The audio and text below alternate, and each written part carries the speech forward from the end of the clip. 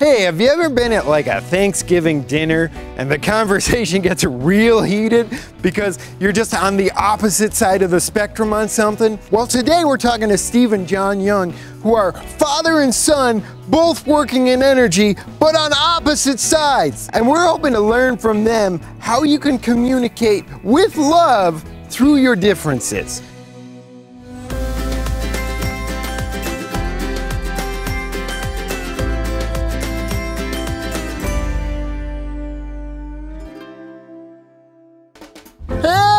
Hey, Zach. Hey, yeah. Can I give you a hug? Yeah, let's hug it out. Oh, this is so I cool. love I've only that seen you on shirt, a screen man. before. Both of you guys look way too cool for Way me. too cool. Oh man, I don't know about that. I know we just met, but can you guys carry me up the stairs? Sure, no problem. I think I can. Great. Excellent. I make all my interview subjects carry me.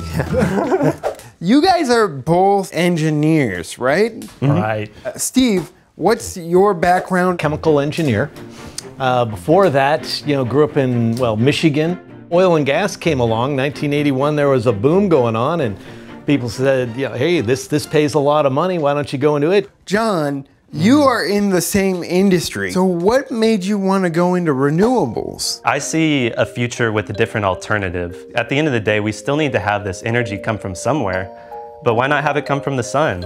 Why not have it come from the wind? And the thing is, it is cost comparable. You actually see a lot of conservatives are the ones that are making the big investments now into big solar fields because they see it as a really big growth industry and a very solid, safe investment. It's not something like you keep having to burn coal or gas. The sun's always gonna be there. It's always hot in my house because I bring the heat. Bring the heat, there you go. I ended up going to this place called Earthship Biotecture.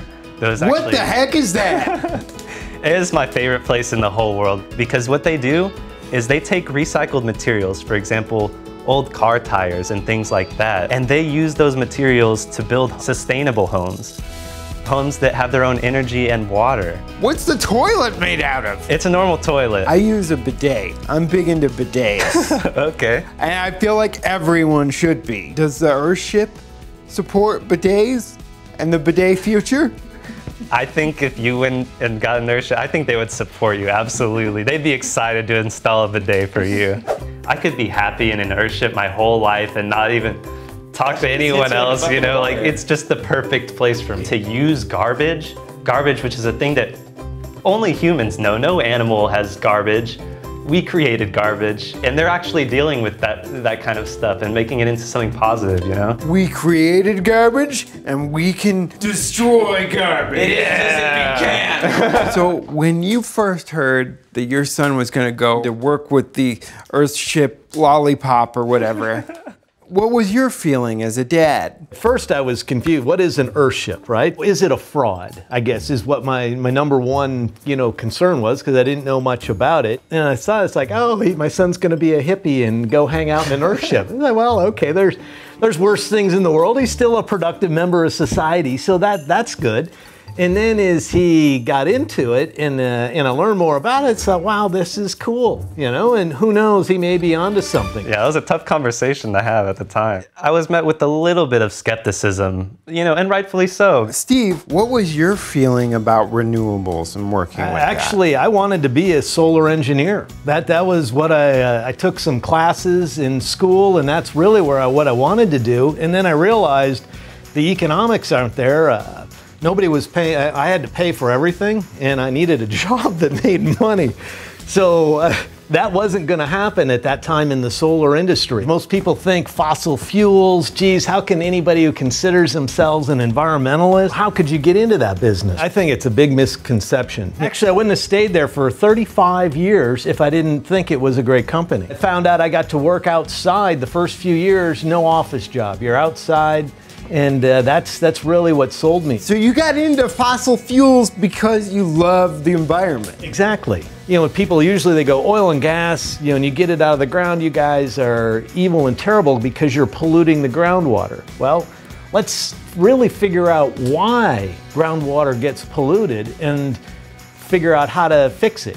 What it really comes down to is certain operators or even service companies aren't very ethical. They'll cut corners and put the environment at risk, which is absolutely wrong, but that can still happen. Has there ever been a breakdown of civility in the Young household? Yeah, I mean, it happens in every household. We've had our disagreements, especially me during the teenage years and stuff. I lit a bag of feces on fire on someone else's property. It might have caused a little bit of a disagreement of opinion. Maybe a touch disappointment on Such the a simple way to play it. Just a little disagreement of opinion for this bag of shit. What are the top 5 things for civil conversation? Number 1 is respect the person you're having the conversation with. And the easiest way to get respect from somebody is to offer your respect to them first. As long as you're respectful, usually that's the best guideline. If you respect their opinions and then instead of using the word but, use the word and. Hey, I agree with this, and maybe have you thought of that? Separating your identity from your beliefs, I think is important, and understanding that it's the same for everyone. Their ideas, they're not perfect either. It's worth hearing them out.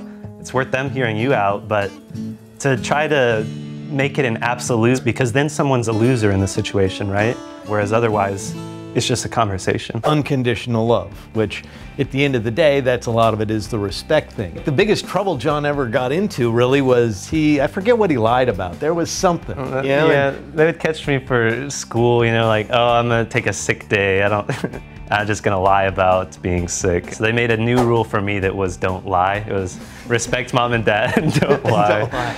I'd throw in there and be open-minded, right? So that's part of respect, is respecting somebody else's opinion, even though it may not have been yours. At least try to understand where they're coming from and ask, why do you think that way? It's great.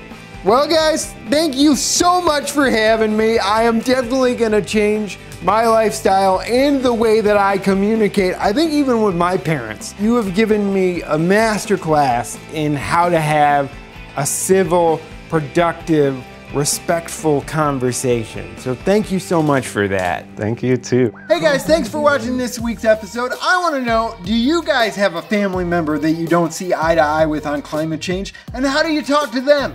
Let us know using the hashtag EarthIt.